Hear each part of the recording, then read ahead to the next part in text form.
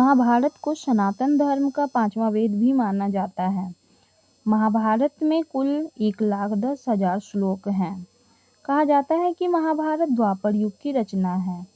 इस युग में श्री कृष्ण स्वयं जन्म लिए थे, इसलिए महाभारत को हिंदुओं के समस्त धर्म ग्रंथों में पवित्र माना जाता है।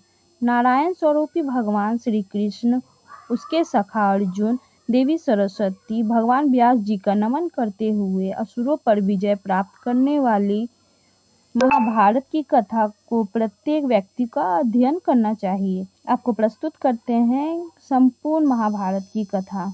नमस्कार दोस्तों, यश भक्ति चैनल में आपका स्वागत है।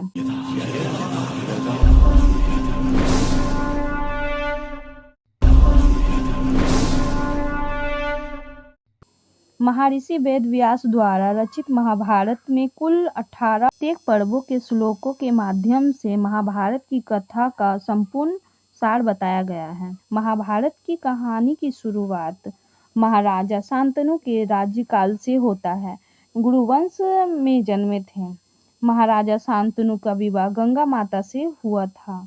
उन्होंने विवाह के पहले ही महाराज शांतनु के समक्ष एक शर्त रखी थी कि वह उनसे तभी विवाह करेगी जब महाराज शांतनु उनके कभी भी किसी भी काम के लिए कभी भी मना नहीं करेंगे। माता गंगा का यह शर्त मानने के बाद महाराज शांतनु ने माता गंगा से विवाह किया। महाराज शांतनु और माता गंगा के 8 बालक हुए। कहा जाता है कि माता गंगा प्रत्येक बच्चे के जन्म के बाद उन्हें नदी में बहा दिया करती थी, जिसके पीछे का वजह यही था कि वह पिछले जन्म में श्रापित थे।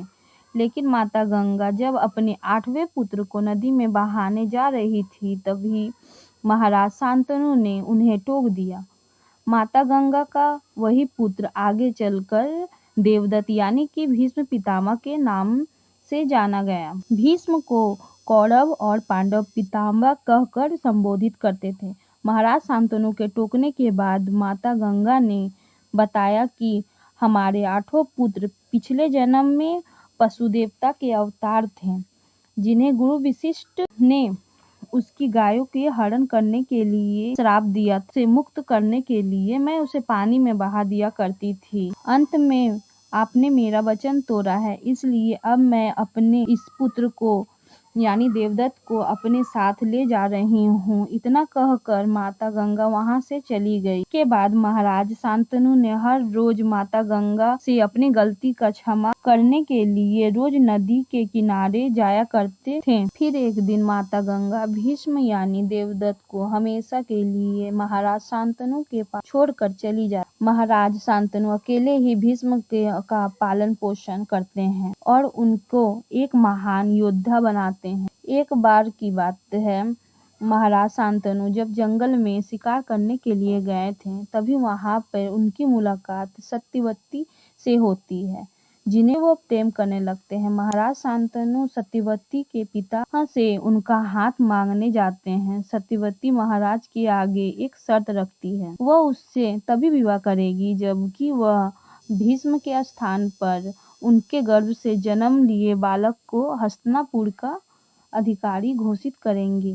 लेकिन महाराज शांतनु को यह बिल्कुल ही मंजूर नहीं था और सत्यवती के शर्त को मना कर वह अपने राजमहल वापस आ गए। फिर यह बात भीष्म को पता चली तो वह अपने पिता के प्रेम के खातिर माता सत्यवती को यह वचन देता है कि वह आजीवन अविवाहित रहेंगे और उन्हें भरोसा दिलाया के बाद भीष्म अपने पिता शांतनु का विवाह सत्यवती से करवा देते हैं।